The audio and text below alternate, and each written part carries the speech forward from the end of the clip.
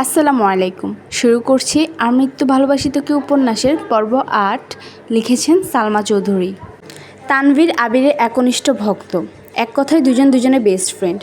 আবির গুরুগম্ভীর স্বভাবের, রাগী, কথা কম বলে, কিন্তু দিন শেষে আবিরের অপ্রকাশিত আবেগগুলো তানভীরকে শেয়ার করে আসছে এত বছর, এমনকি এখনও।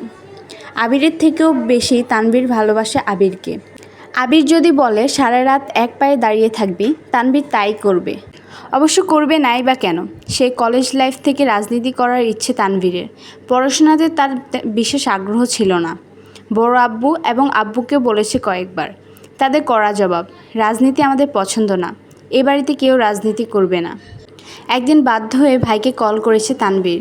ভালো মন্দ কথা শেষ করে তানভীর ভয়ে ভয়ে বলল, ভাইয়া তোমার সাথে আমার একটু কথা ছিল। আবির সাবলীল ভঙ্গিতে উত্তর দিয়েছিল সেদিন, রাজনীতি করতে চাস তাই তো? তানভীর নিজের কানকে বিশ্বাস করতে পারছিল না। আবির এত স্বাভাবিকভাবে কথাটা বলছে। আবির বলল, তুই রাজনীতি কর, সমস্যা নাই, কিন্তু কিছু বিষয় মাথায় রাখবি। বিষয়টা দেখতে যতটা সহজ ততটাও সহজ না। একনিষ্ঠ এবং সৎ থাকতে হবে তোকে। দল মত নির্বিশেষে তোকে সত্যের পথে চলতে হবে।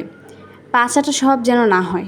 তানভীর ভয়ে ভয়ে বলল, বড় আব্বু আর আব্বু তো রাজি হচ্ছে না। আবির হেসে উত্তর দিয়েছিল, ওসব আমি সামলে নেব।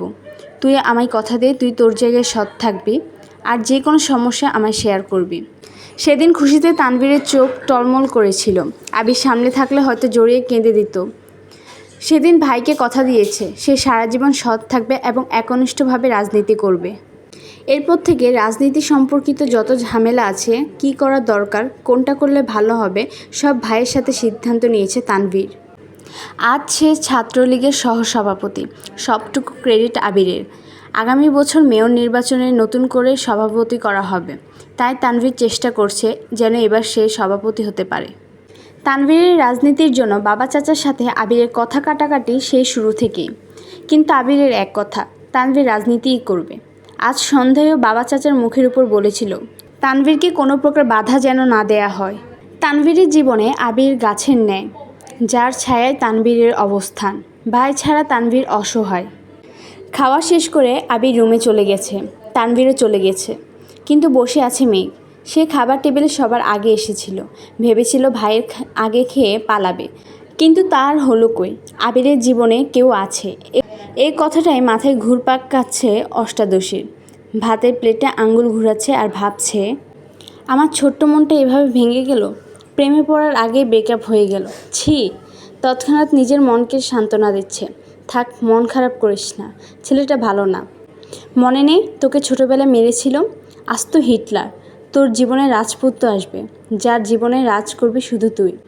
মালিহা খান মেঘের হাতে পুনরায় ধাক্কা দিয়ে বলল, থাক তোর আর খেতে হবে না। এতে হুঁশ ফিরে মেঘের। মেঘ কিছু বলার আগে খাবারের প্লেট সামনে থেকে নিয়ে জানুনি। বড় আম্মুর এসব কর্মকাণ্ডে আহাম্মক বনে যায় মেঘ। মালিহা খান বলে উঠলেন, এভাবে 14 ঘন্টা ভাত নিয়ে বসে থাকলে বিষ হয়ে যাবে খাবার। মেঘেরও খাবার খাওয়ার তেমন ইচ্ছে নেই আর। সে নিত্য নিজেকে সান্ত্বনা দিতে ব্যস্ত।